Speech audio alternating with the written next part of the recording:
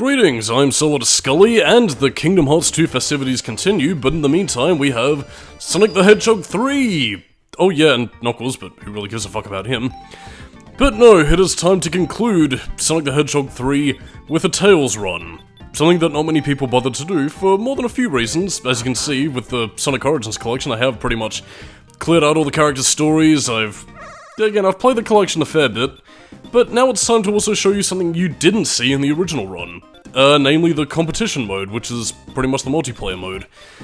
So yeah, you have a couple of different choices: Match Race, Time Attack, Grand Prix, whether to select items or not, and you have a choice of 3 different characters! 2 of whom play exactly the same. Knuckles doesn't have his glide ability, I don't think, unless Sonic Origins changed that, and this is pretty much the competition mode. That also has original stages, like his Azure Lake right here. So yeah, I'm pretty much playing through these as Tails and intertwining them with the main game. And yeah, if I can say anything right off the bat, I'm really sad that stages like Azure Lake, not only for their excellent musical quality, but also for a lot of their visuals, were never expanded into full levels. I mean, just look at the fucking scenery right here, especially with the background detail for the background elements. Like, look at that flowing water, look at the fucking mountainous vista. Like, again, this is one beautiful fucking level, and it's, again, it's a shame that we never get to see anything like this in the main game. I mean, I do think Sonic 3's levels, for the most part, are pretty damn good. Well, mainly the Sonic and Knuckles portion, but again, that's neither here nor there in this case, but hot damn, we really missed some beautiful levels here, and, yeah, I'll talk about the multiplayer aspects whenever I get bored, but, yeah. Intertwining this with the main storyline, and, yeah, like with, the Tails birthday commentary, it's pretty much going to be a Tails-centric run. And I'll disseminate the differences, well, first of all, between the Sonic Origins collection, which is how we're playing this, if you could probably no doubt tell by the save feature. But yeah, the first difference of which is actually differing cutscenes. Tails actually parking the plane rather than just starting the stage off all willy-nilly. But yeah, like, I mean, in terms of actual differences, regardless of what version of Sonic 3 you're playing, yeah, nothing really changes that much depending on whether or not you play as Sonic or Tails, because both go through the exact same storyline. Knuckles will still be a bit of a shit. And basically the only difference is Tails has the ability to fly for a limited period of time. He will eventually get tired and start to descend rather rapidly, but at the same time though, using Tails can actually be quite a fair bit of fun, and again, since we're playing on a completed save file, yeah, we pretty much have all the Chaos Emeralds at this point. And there is a bit of a disclaimer I should probably make about this Tails run. I'm not going to be including the Sonic and Knuckles portion because, well, again, I've already pretty much done that at this point. And this is pretty much just to show off not just the differences in the Sonic Origins collection, which we'll get into in a little bit, but also for the fact that there was a certain boss fight in the original run that I didn't show off. And yeah, we're going to be seeing that at the end of the Sonic 3 run, so stay tuned for that. But in the meantime though, yeah, this mainly... It is a bit of a cheap justification, I will admit, but it's pretty much just here to point out the differences between the Sonic Origins collection, as well as to, you know, finally complete our Sonic 3 run by showing off the multiplayer stages, and again, just giving Tails the love he deserves. Because I find that not many people tend to do a Tails run, and that's a bit disappointing.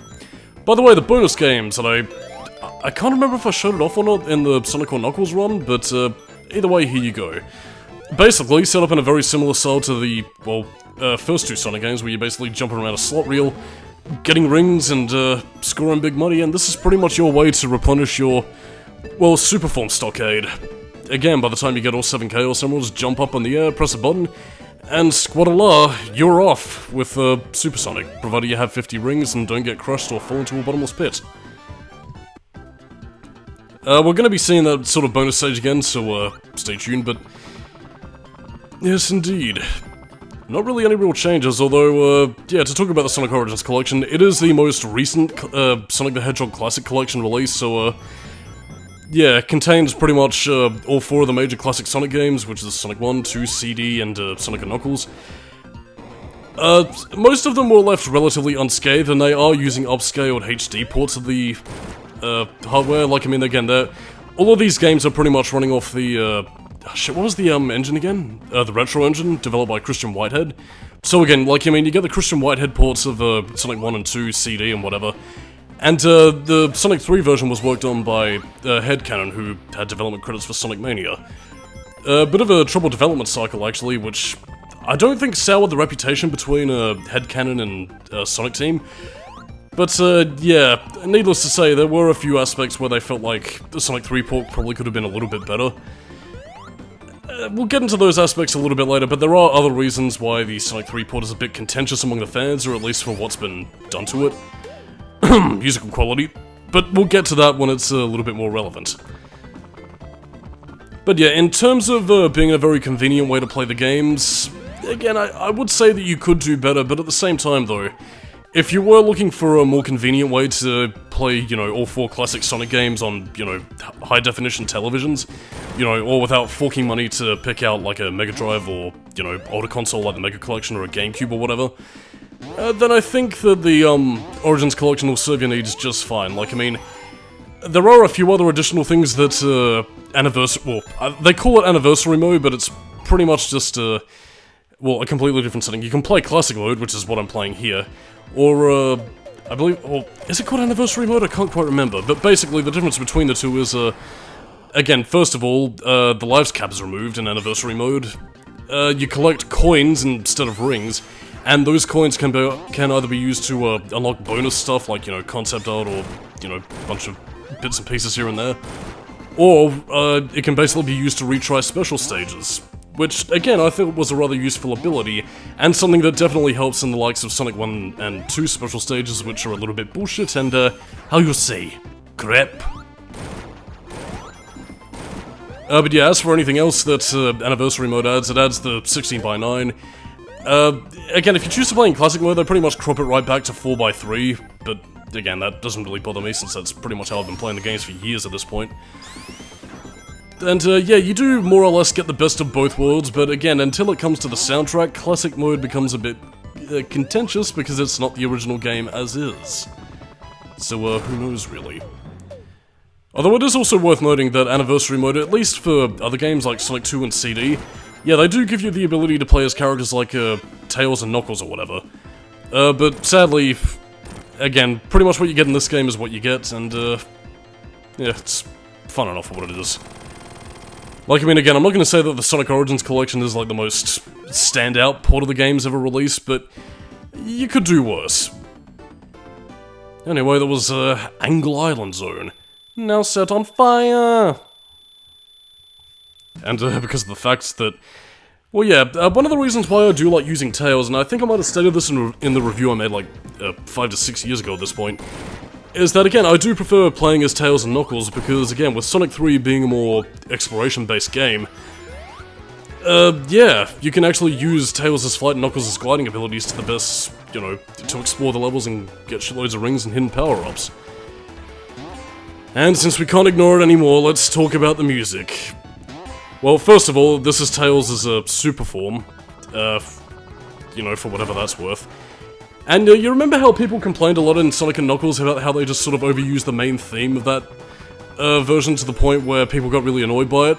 Sonic Origins decided to replace it with this fucking Sonic the Hedgehog 4 Episode 1 Dying Cats mix, and it is fucking terrible. In fact, you know what, considering the fact that a lot of people give the whole better than Sonic Team spiel to a lot of fan developers, there's one mod of Sonic the Hedgehog 3 that I actually do kind of want to point praise to, which is, no, it wasn't Sonic 3 Air, it was, Sonic 3 Complete, actually. Again, when you got Super Sonic, again, it was basically just the regular level theme, playing as normal, but you were still, you know, entering your super form. Much better choice, and why they decided to remix it with this, I have no fucking idea.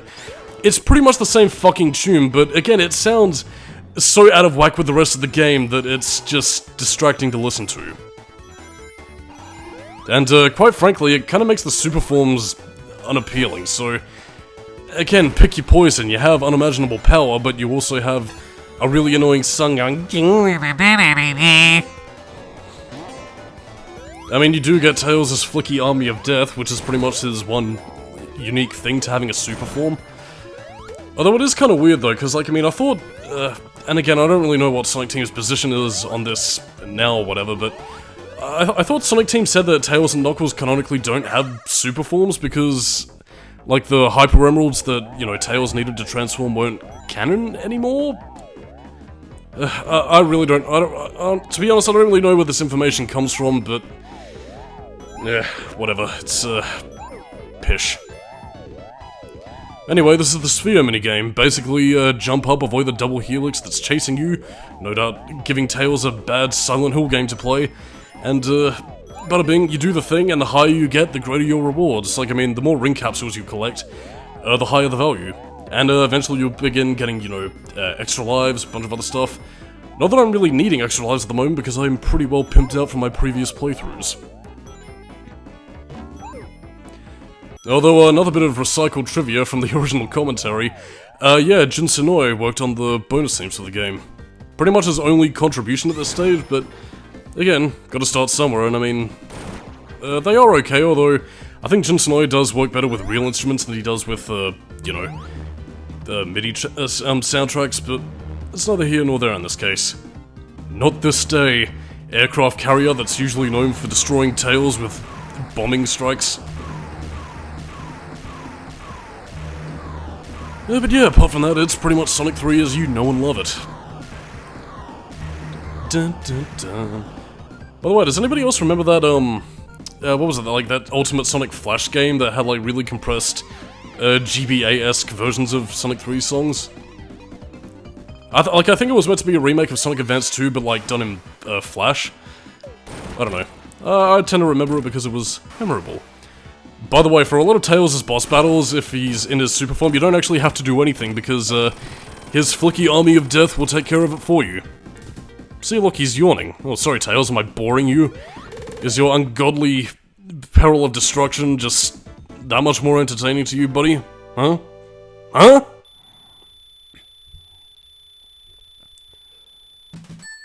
There we go. And that's a good donut. By the way, you can't do one of the similar tricks by, like, jumping out of the way and just jumping up to where Knuckles is, giving it all this. No, you pretty much have to play it in cutscene mode, because, again, these games aren't... whoop-de-doodle. But these games aren't technically running on the original Mega Drive hardware. Again, this isn't like, you know, a port of the original game. They are, for all intents and purposes, remade versions, so I suppose I might as well get this bit of trivia out of the way now. The soundtrack. There are some noticeable changes that you won't be seeing up until Carnival Night Zone, but yeah, we did actually get confirmation that Michael Jackson did work on the Sonic the Hedgehog 3 soundtrack. And the tracks specifically that he worked on are pretty much going to be the last three that we're going to be seeing in Sonic 3 for the next 3 levels, which is Carnival Night, Ice Cap Zone, and Launch Base. Well, Ice Cap Zone is a bit of a misnomer, actually, because that was a song by a band called the Jetsons, which I think composer Brad Boxer was a part of. But yeah, like, I mean, Carnival Night Zone obviously contained bits of Michael Jackson's song Jam in it.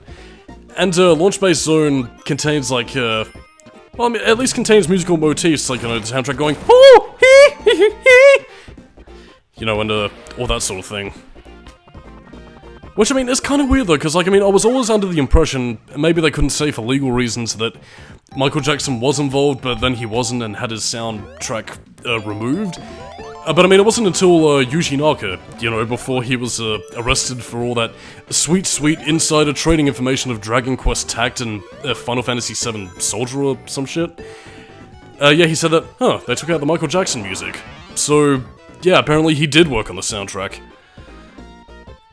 Well, I mean, I suppose I can't really fault Jackson for that, because, again, he often found himself taking his name off a lot of He found himself taking his name off a lot of the projects he worked on because of the fact that, I mean, even his very name attached to such a thing would often have legal teams pretty much fucking things up the yin-yang, and any project he wanted to work on would likely be stifled with legal issues till, you know, the nth degree. So, what Sega and Sonic Team did to sort of amend this and finally get Sonic 3 on more modernized hardware and compilations is, well, basically, they replaced the soundtracks with the pre-console mix versions of, basically the PC release of Sonic the Hedgehog 3, which had different soundtracks for, hang on, what was it? It was, pretty much the 3 tracks already mentioned, Ice Cap, Carnival Night, and, Launch Base. And to be honest, those versions sound, suckish. And I'm gonna rant about them. Oh, yes, indeedy. I mean, again, they are thankfully given more faithful Mega Drive renditions compared to the fucking remixed Supersonic theme, so thankful for small mercies that we don't get it in the fucking Sonic Force sound font, but yeah, at the same time though, I'm a little bit miffed that they had to get rid of the soundtracks. Because, I mean, at the same time, you have to wonder though, like, I mean, if it was just the fact that they couldn't use the Michael Jackson tracks outside of the original release of the game in 1994, then how exactly did they get it on collections like, you know, the Ultimate Mega Drive collection, or, you know, anything else really? Because, like, I mean, those still had the original Michael Jackson tracks, so was it because those versions were just ports that they were allowed to do it, or... Again, because I'm curious. I guess maybe they wouldn't have accepted... Again, I'm honestly not sure. I guess maybe the fact that they were making changes, or they were including it, like, with new added features would have technically made it a new game, and therefore unable to use the Michael Jackson tracks? I mean, to be honest, I'm really not sure what exactly the legal status is, but the point is, we don't get a lot of the original Sonic 3 tracks, and though they do replace them with the pre-console mix ones, I don't think they're very good replacements, even if they were made back in the 90s. Again, you see what I mean by the time we actually get around to hearing them, but I wouldn't consider this much of a deal breaker, because again, Sonic 3 as a game is still very much the same game through and through. It's just that some of the presentation is a bit off, and again, it's a port of Sonic the Hedgehog 3 where you kind of have to take the rough with the smooth, to be honest. Although, again, it is worth noting that these changes only really affect the Sonic 3 versions of the game.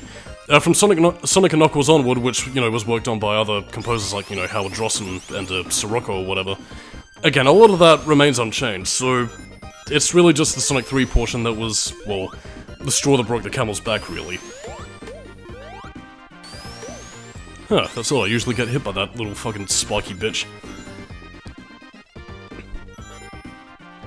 Whee! Yeah, spent so much time talking about musical quality, I actually have no idea what to talk about next. Well, I mean, I suppose, well, no, gameplay is pretty much one for one, so, yeah, if you want to pick up the Sonic Oranges collection, feel free. Okay, port, shinier musical quality for Sonic 3, but that's really about the only real downside to me. Get it as a nice, Christmas gift if you're able, or maybe like a post-Christmas Day present, perhaps. Since now we are moving on to the months of January, and it's fucking stinking hot. But again, enough about me sweating my ass off in this fucking boiling room at, like, fucking 40-degree weather. It's time for more Sonic 3, and my god, Hydro City Zone looks refreshingly delicious. Ugh. I mean, you know, Knuckles might live in a life of loneliness, but hot damn, he has some pretty wonderful vistas to explore. Very nice, cool, chillax places. It's also pretty up in the sky, so I'd imagine it could probably get quite breezy up in Angel Island Zone. Whee! The original Sonic and Knuckles invincibility theme. Comparatively to the Supersonic theme, you're so much more tolerable. Oh, by the way, making some of these, well, particularly the jump that you need to get up to the special ring here, if you're doing it as Sonic, I don't know if it was like this, well, okay, not this, we're thinking of a later segment, but I swear to god it's a lot more frame perfect to do here than it was in the original game, so, I don't know, maybe some of the collision detection is a little bit off, but again, I haven't noticed that many issues. I mean, it's certainly a far cry from Sonic Mania, where I think that game has a few more collision detection issues than people are willing to admit. I mean, don't get it twisted though, like, I mean, Sonic Mania is still a great game, but, oh boy, those collision detection issues were a bit of a pain in the ass. Although, then again, I'm not really too sure what the release deadline was, since, again, I don't know if, you know, maybe Whitehead and the team were rushed to get it out in time for Sonic Force's release, or whatever. I don't know. The point is that collision detection can be a bit wonky. Whee! Yeah, here's the thing I was talking about. Again, it's easy to get as Knuckles and Tails because, again, they can fly and, you know, use as helicopter tails, but it's when playing as Sonic when trying to get the special ring up above. Yeah, it gotta be a bit frame perfect, because again, your regular jump does have enough height, but only barely, and sometimes it just won't quite reach, and then you just gotta keep on repeating the jump. Which wouldn't be so bad if it wasn't for the fact that classic Sonic games have a 10-minute time limit, and if time runs out, yeah, you're pretty much fucked. And, yeah, unfortunately, if you were thinking that you were going to abuse the time trick where, again, you know, you die, your score resets to 0, but then you defeat the boss when you hit a checkpoint, no. Sonic the Hedgehog 3, well, the Sonic Origins Edition actually countenances for that, by pretty much having the timer permanently stuck at, like, 9 minutes and 59 seconds. So, yeah, no abusing score for you guys. Yeah, Knuckles, laugh at that. Yo dear, Tails is tired. Oh well, onwards to new adventure. By which I mean an old adventure. Let's get a few more rings, talk about our day, look at the abstract Sonic the Hedgehog 1 background thing. Oh, by the way, you collect continues in this game. And not that they're really needed for anything since you have a fucking save feature. Doubly so in Sonic Origins since you have an autosave thing going on, as you can see right there. So you can pretty much pick up right where you left off. No, wait, Tails, just land. You don't even have to do anything. Or maybe I'm just flying so I can make Eggman feel better about himself. Or like I'm his equal. Anyway, that's about it. So, yeah, on that note, I'm Solidus-Skully, keep it new metal, and I'll catch you next time. Bye-bye.